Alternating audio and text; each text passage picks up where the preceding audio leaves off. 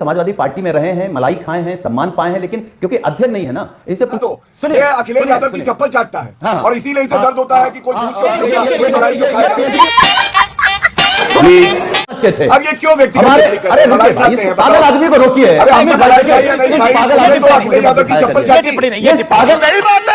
मगर मैं एक बात बड़ी चुनौती और बड़े सम्मान के साथ सभी से पूछ रहा हूं, भारत के किसी एक धर्म ग्रंथ में क्या जाति का जिक्र है? जब डॉक्टर राम मनोहर लोहिया नहीं चाहते थे जातिवाद ना हो, अभी मजा आएगा ना भिड़ो। डॉक्टर बी आर अम्बेडकर नहीं चाहते थे जातिवाद ना हो, तो अब कौन इस देश में है जो जातिवाद फैलाना चाहता है और जातियों में भारत को बांटना चाहता है? स्वामी जी, संघ प्रमुख ये बात कह रहे हैं कि समाज को एक होना चाहिए, तो फिर बीच में ना बोल। अरे कौन भौंक रहा है ये बदतमीज? पूछा जाता था कि उनकी जाति कौन सी है। महाकुंभ में जो संगम नौस पे स्नान करने आते थे उनसे पूछा जाता था तुम्हारी जाति क्या है, तुम यादव हो, पासी हो, ठाकुर हो, क्षत्रिय हो, ब्राह्मण हो, वैश्य हो, पूछते थे क्या आप लोग? अभी बता दे। किसी सिंगल व्यक्ति ने अमीश भाई कुंभ के अंदर किसी की जाति नहीं पूछी, बाजू में नहा कौन रहा है, भंडारे में खा कौन रहा है, साथ में जा कौन रहा है। ये बड़ी अच्छी बात कही आप। जलवा है हमारा। सबने कालजयी और मृत्युंजयी परंपरा, दिव्य अभिव्यक्ति देखी है जिसको लोगों ने महाकुंभ कहा। तो मैं समझता हूं कि आप अगर अन्य किसी चीज पर टिप्पणी करने से बचते हैं, अच्छा, तो 100 करोड़ लोगों की आस्था पर भी भयानक टिप्पणी से बचना चाहिए, लोगों के मन पर वज्रपात करती है। उसके बाद आप बोले नहीं, एक सेकंड सुनील यादव, कुंभ को तो फालतू कह दिया गया। गधा हूं। ये फालतू की चीज है। लालू यादव ने बोला जिसपे कोई प्रतिक्रिया नहीं है किसी विपक्ष की। Point number 1। Point number political डर, पॉलिटिकल खौफ। मैं शब्द को जिम्मेदारी से इस्तेमाल कर रहा हूं। अच्छा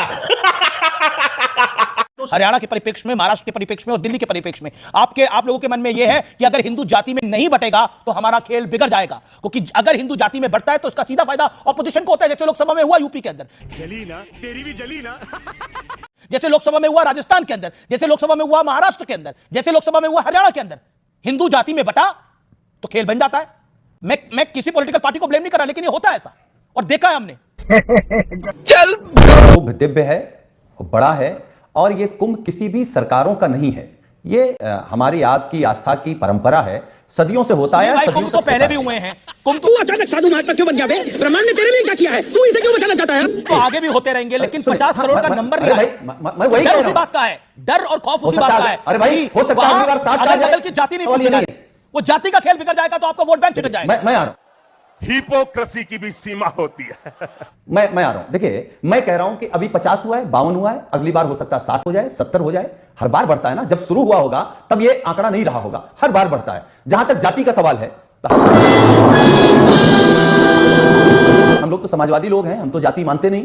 हां, मैं आपके चैनल में कह सकता हूं कि हमारे इस देश में कुछ लोग जरूर ऐसे धूर्त पैदा हुए होंगे, जरा बारी से आने दो, जिन्होंने पिछड़े और दलितों को अछूत माना होगा, उनको पढ़ने की इजाजत नहीं दी, बराबर पे बैठने की इजाजत नहीं दी, लेकिन उनके पुरखे मर गए, उनकी हस्तियां मर गई, उनकी चीजें खत्म हो गई। जब बाबा साहब आए तो उनके सारे सपने भी मर गए।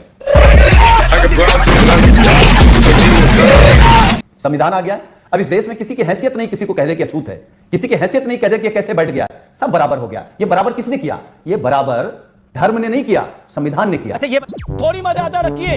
अबे साले, ये बताइए, हमारी आस्था हम मानते हैं, किसी मंदिर ने नहीं किया। आपकी मंदिर मानते हैं, लेकिन किसी मंदिर ने नहीं किया। कश्मीर, ये जो संविधान था ये तो कश्मीर में भी लागू हो रहा था, वहां बराबरी का दर्जा क्यों नहीं था? यशस्वी लोग हैं हमारे पास, कितने शानदार विचार रखते हैं जी। कश्मीर में क्यों नहीं था बराबरी का दर्जा? कश्मीर जीता जाता एग्जांपल है। बराबरी का दर्जा क्यों नहीं था वहां पर? वहां तो हिंदू बहुल नहीं था ना। वहां तो हिंदू बहुल इलाका नहीं था, वो तो मुसलमान बहुल इलाका था। हो गया, शाबाश। I don't agree to that theory, लेकिन उसके बाद तो कोई और ही था वहां पर। उसके बाद तो कश्मीरी हिंदू बचा ही नहीं वहां पर। किसने रोका था? Who stopped it? फेंको अपनी पूरी शक्ति के साथ, फेंको। कम से कम सीने पे हाथ रख के सच बोलिए।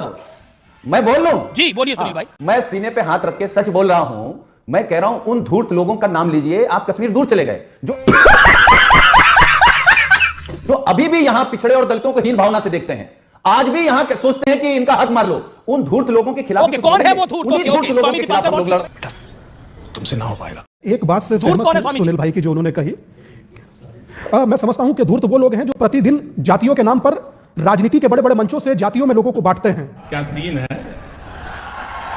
वह क्या सीन है? लोग धूर्त हैं जो धर्म के नाम पर भी लोगों को जातियों पर बांटते रहे। मगर आज की स्थिति बिल्कुल अलग है कि अब ना तो धर्म के नाम पर ना राजनीति के नाम पर अब हिंदुओं को जातियों में बांटना बंद होना चाहिए और यह नाटक भी बंद होना चाहिए। इस सज्जन को क्या तकलीफ है भाई? और अगर आप ये नाटक बंद नहीं करते तो मैं समझता हूं कि समाज अपने हाथ में कुछ चीज जब लेता है तो वो स्वतः कुछ चीज को करने में सक्षम होता है। और हर चीज अमीश भाई सरकारें नहीं करती, कुछ चीजें एक आम मनुष्य का भी अधिकार होती है, और वही आम मनुष्य के अधिकार की बात वर्तमान सड़कों पर खड़े होकर हर व्यक्ति कह रहा है कि जातियों में बांटना बंद कीजिए। अब एस्पिरेशनल डिस्ट्रिक्ट मूड बनाने भी इंस्टीट्यूशनल डिलीवरी करेंगे। चुप हो जा सातवीं फेल, चुप। डॉक्टर भीमराव अंबेडकर जी का नाम सुनील भाई ने लिया, पर जो उन्हीं का दिया संविधान था उसमें तो कहीं सेक्युलर शब्द का जिक्र नहीं था। ठीक है, क्यों बिगाड़ा डॉक्टर बाबा साहब अंबेडकर के दिए हुए संविधान को?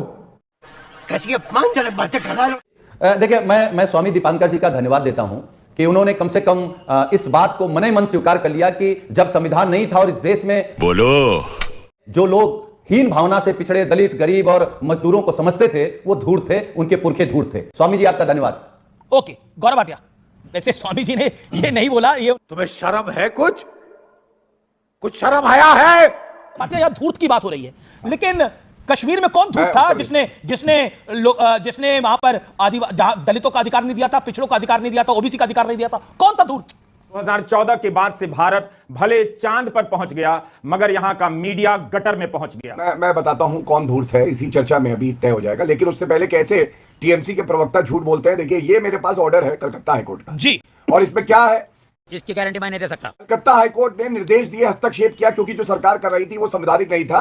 पहले तो दूध का दूध और पानी का पानी हो गया। अब आते हैं समाजवादी पार्टी में, धूर्त कौन बताइए? ये पिछड़ों की बात करते हैं। थोड़ी मर्यादा रखिए। अबे साले 33 साल हो गए, 33 साल इस पार्टी को बने हुए, टूटी साइकिल समाजवादी पार्टी को।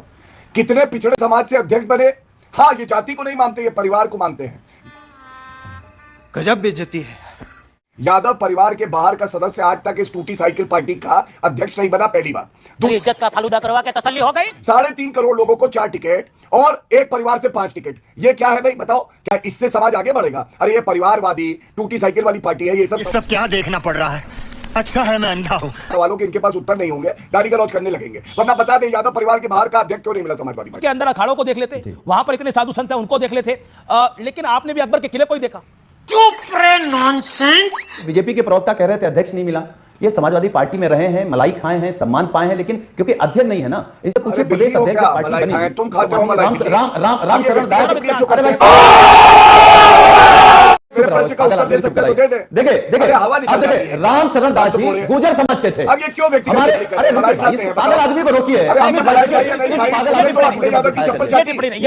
ये फंस गया सी। अब ये लो, सुनिए, अखिलेश यादव की चप्पल चाटता है और इसीलिए इसे दर्द होता है कि कोई लगा मेरा मजाक। मजा आया।